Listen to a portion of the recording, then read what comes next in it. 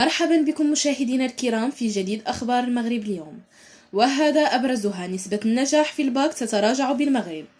لكن قبل ما نبداو ما تنسوش تدعمونا بالاشتراك في القناة وتديروا لايك للفيديو وتفعلوا الجرس باش توصلوا دائما بجديد أخبار المغرب اليوم.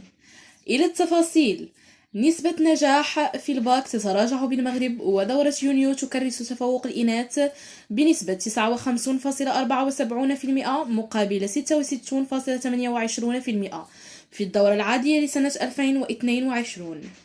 تراجعت نسبة النجاح في نتائج الدورة العادية للامتحان الوطني الموحد لنيل شهادة البكالوريا لدورة يونيو 2023.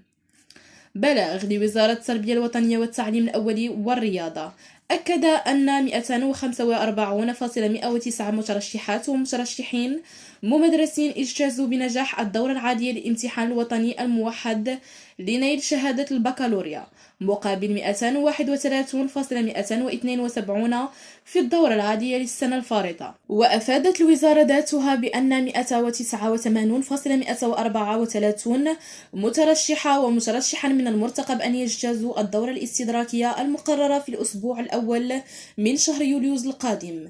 أما نسبة نجاح الإناث وتفوقهم على الذكور بلغت 63.83% من مجموع الممدرسات اللواتي اجتزن هذا الاختبار، بينما وصلت النسبة ذاتها لدى الذكور إلى 54.89% حسب معطيات وزارة بن موسى.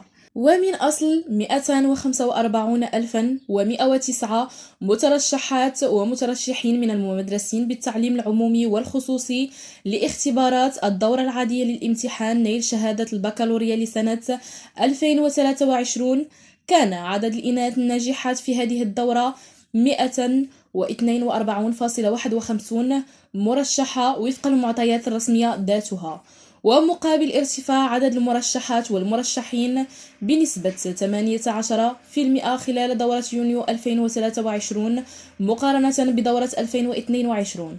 طال الارتفاع كذلك عدد الناجحين بحوالي 14,000 ناجحة وناجح، أي بنسبة ارتفاع بلغت 6% مقارنة بعدد الناجحين في الدورة نفسها من سنة 2022.